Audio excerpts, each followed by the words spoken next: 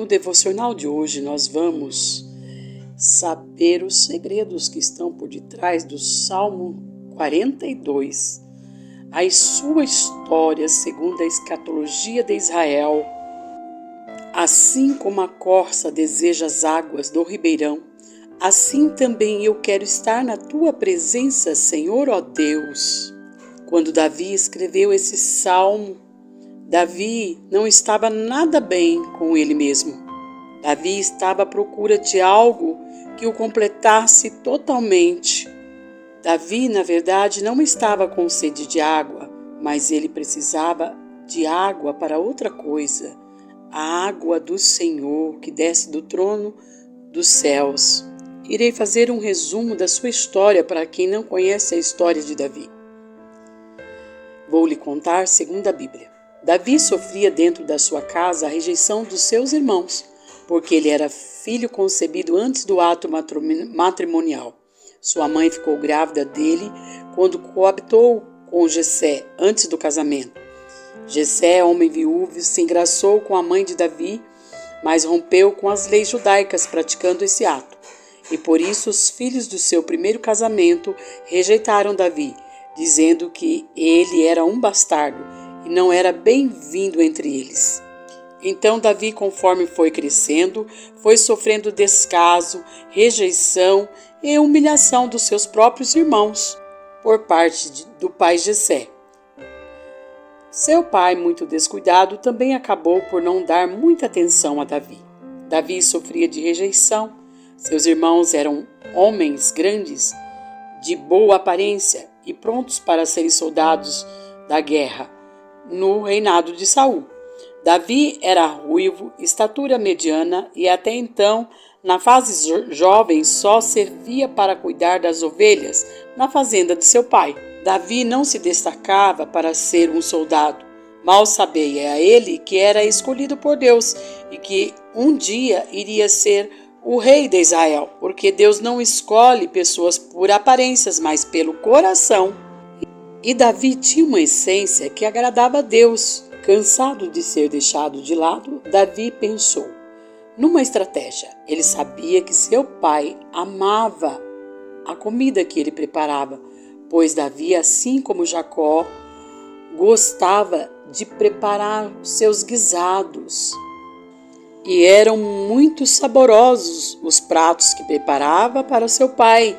Porque Davi não estava pensando naqueles pratos comuns, estava pensando num prato mais exótico, diferente de todos aqueles que ele havia preparado, para impressioná-lo. E era esta a única forma de arrancar elogios de seu pai e chamar a sua atenção. Davi era um menino bom, sempre estava presente em todos os momentos da família, mas era sempre rejeitado. Então ele surgiu a ideia de caçar uma corça, e esse prato seria diferente de todos os outros pratos. Para quem já havia matado vários animais selvagens, caçar uma corça não iria ser difícil para ele, pois era muito aguçado na arma dele, arco e flecha. Era só sair pelo deserto e ficar à espreita do animal, mirar sua flecha e preparar para seu pai o tão gostoso prato. Não imaginava ele que essa aventura seria o maior aprendizado de sua vida. Davi também não tinha a noção que Deus caminhava com ele, e esse era o motivo de ser um exímio caçador. Davi também pensava: esse prato vai ser uma grande surpresa, pois estava acostumado a comer todos os tipos de carne da fazenda. Observem como uma boa comida sempre aparece na Bíblia para impressionar alguém. Só que Davi não foi felizardo nesta ideia exótica, porque mal sabia ele que Deus iria ensiná-lo nessa experiência enlouquente que planejava. Então Davi pegou seu arco e sua flecha e todos os seus apetrechos de caça, pois era um exímio caçador, e saiu para o lugar no deserto onde ele sabia que poderia sondar a corça. E estar lá Davi em sentinela, horas a fio, à espreita do animal. De repente, avista a corça ao longe Ele deita no chão e procura sorrateiramente no chão se aproximar um pouco mais perto, numa distância em que a corça não o perceba. Por quê? Ele sabe que a corça é um animal muito esperto e é ligeiro, e sem que ela perceba a sua presença, ele precisa deixar o vento passar para que o vento não leve o cheiro dele até a corça, porque é um animal de cheiro muito apurado, capaz de perceber seu inimigo pelo cheiro que o vento traz. Ele sabe que precisa de uma distância limite para que sua flecha atinja o alvo. Se ela o percebe, ele perde a caça, que tanto deseja para surpreender seu pai. No silêncio daquele momento, ele percebe algo inesperado. Não contava com a astúcia de um leão do outro lado da montanha, o seu maior algoz e concorrente, que também estava de olho na corça. Davi sabe que corre risco de não conseguir voltar com seu algoz para casa, porque o leão da montanha tem uma resistência incrível, tem força e é mais forte que a corça, e também persistente. Como poderia ele disputar com aquele animal? Então imagine a cena: a corça muito ágil, o leão forte e resistente. Davi não tinha nenhuma chance, mas determinado pelo que almejava, sabendo que a disputa seria acirrada e não tinha chance nenhuma, mas determinado pelo que almejava, sabendo que a disputa seria acirrada e não tinha chance nenhuma, e tomou uma decisão que nem ele mesmo imaginava se iria dar conta de fazê-la: seguir os dois e disputar a caça. Por quê? Ele imaginava: a corça pesa 200 quilos, o leão não vai conseguir digerir toda a carne. Vou segui-los, e assim que o leão deixar os rastros, sobrará para mim sem fazer nenhum esforço. E assim ele pensou: não estou nem aí se sobrar somente o resto, pelo menos vou atingir o meu alvo, desde que ele conseguisse o pedaço desejado. Davi tira o foco da corça e se foca no leão. Já o leão sabe que a corça é mais ágil. O leão vai pelas beiradas, pelas brumas, até que certo momento é impossível de não ser notado pela corça. E começa a disputa. O leão sai atrás da corça e Davi atrás do leão. Imagine a cena, meus irmãos. A corça correndo do leão, o leão doido para pegá-lo e com fome, e Davi determinado correndo atrás para pegar os restos da caça. Davi sabe que é impossível acompanhá-los, mas sabe que as pegadas dos dois a levaria até onde o leão estava determinado a obter a presa. O leão também sabe que não dá para concorrer com a agilidade da corça, mas também tem mais resistência do que ela. A corça sabe que o leão é um predador e não vai desistir fácil dela. E se ela fraquejar, estará na boca do leão. E sabe por quê? Apesar de ser mais ágil, o leão tem um dom do olfato, e pelo cheiro da corça, através de uma enzima que ela libera, pelo suor, na corrida e também pelo medo, ela pode sumir da vista dele, mas ele a encontra pelo cheiro dela que ela exala, como um rastro invisível, mesmo que ela se esconda em algum lugar. Ele a encontra. E lá vão os três para uma bela aventura. A corça sabe de um lugar de refúgio, mas teme não conseguir chegar lá. E quanto mais medo ela tem, ela se fortalece com a sua corrida pela sobrevivência.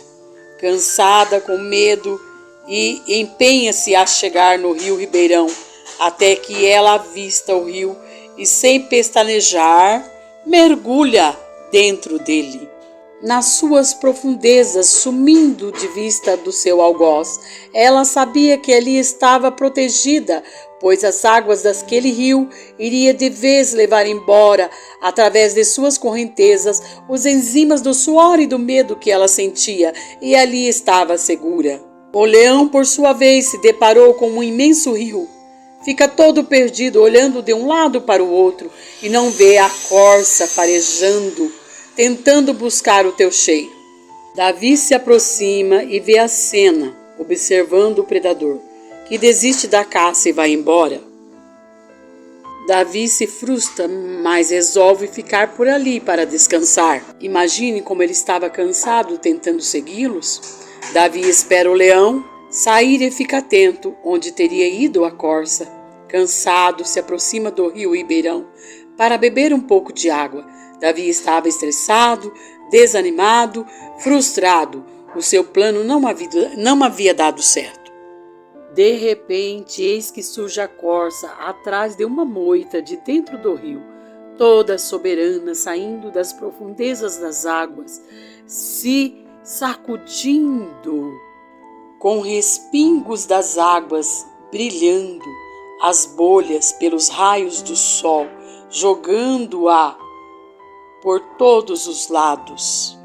Era a sua chance de matá-la, mas ouviu a voz de Deus na sua consciência. Naquele momento fez essa oração do Salmo 42. Assim como a corça anseia por água, tenho sede de ti, ó Deus. Foi sua inspiração vinda dos céus. Davi tinha o dom de perceber Deus falando com ele e entendeu os seus desígnios para a sua vida e eternizou sua experiência neste salmo. E ele começou a entender o que a corça fez. Ela não estava fugindo do leão somente, estava procurando lugar para se esconder dele, um lugar seguro. Se ela escolhe uma moita somente, seria presa fácil. Ela mergulhou nas profundezas do rio para que seu cheiro sumisse do seu algoz. A corça não queria beber a água, queria uma proteção. E a única maneira de se salvar, pois aquele rio era a sua única saída e maneira de se salvar, limpando as enzimas do medo, as correntezas das águas levou o suor dela, que exalava o cheiro para o seu predador. Davi entendeu o que Deus estava dizendo para ele e ali faz uma retrospectiva da sua vida, desde a sua infância até aquele momento, e que ele não poderia fugir da sua realidade, tinha que enfrentá-la. Naquele momento ele teria feito tudo errado, pois queria provar a seu pai e a seus irmãos que ele era bom, ganhar respeito, amor, apreço, mas a troco do quê? Isso só seria mais uma de suas ações, que para ele sempre seria uma presa como aquela corça.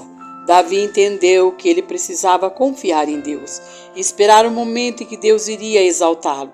E para que isso acontecesse, ele precisava curar suas feridas, suas cicatrizes na alma, suas mágoas, seus ressentimentos, suas dores, suas rejeições, suas angústias, seus medos, suas lutas e lembranças marcadas pelo tempo. Naquele momento, Davi teve um encontro marcado com Deus. Se despiu de seu orgulho, de suas ansiedades com lágrimas nos olhos, pedindo perdão a Deus por ter sido tão ingênuo e não percebeu que Deus estava com ele todo o tempo. E ele se perdeu na falta do perdão, da compaixão, deixando que as humilhações o tirassem de sua presença. E Davi sussurra a Deus com seus olhos em lágrimas, se quebranta, se arrepende, dizendo: Deus, a minha vida estava sendo igual dessa corça. Todos os dias eu alimentei os meus inimigos com meus medos, correndo deles em minha ignorância. E eles me roubando as minhas bênçãos, mesmo sabendo que o Senhor é o meu refúgio. Me perdi nas minhas crises, buscando forças em mim mesmo. E hoje o Senhor me ensina, através da corça, que era só mergulhar nos teus rios, Senhor, beber de tua fonte, que jorram do teu trono, fontes de águas limpas, que curam, que purificam meu corpo. Quero beber desta fonte, Senhor, quero me banhar nas profundezas de tuas águas. Davi percebeu o qual ele estava visível aos olhares de seus inimigos e precisou dessa lição para entender os desígnios de Deus. Davi saiu dali renovado, deixando o velho Davi, tornando-se o maior rei de Israel. Faça como Davi. Mergulhe nos rios do Senhor, Deixe ele levar as suas lutas, feridas causadas pelo tempo, da rejeição, da dor, da ansiedade, da tristeza, da angústia, que te trazem doenças e enfermidade no teu corpo e na tua alma. Faça como Davi, mergulhe nos ribeirões de Deus, nos rios do Senhor. Venha beber dessa fonte, águas que te limpam, águas que te purificam e te curam. Isaías 40:31 diz: aqueles que confiam no Senhor encontrarão novas forças, voarão alto como as águias, correrão e não se cansarão, caminharão e não se desfalecerão. Jesus é fonte. Se beber desta água, nunca mais terá sede, porque Ele é a tua justiça. Somente Ele poderá limpar-te, purificar-te de todas as sujeiras deste mundo. Peça a Ele, se quebrante como Davi, se humilhe e Ele enxugará todas as suas lágrimas e te fará um vencedor.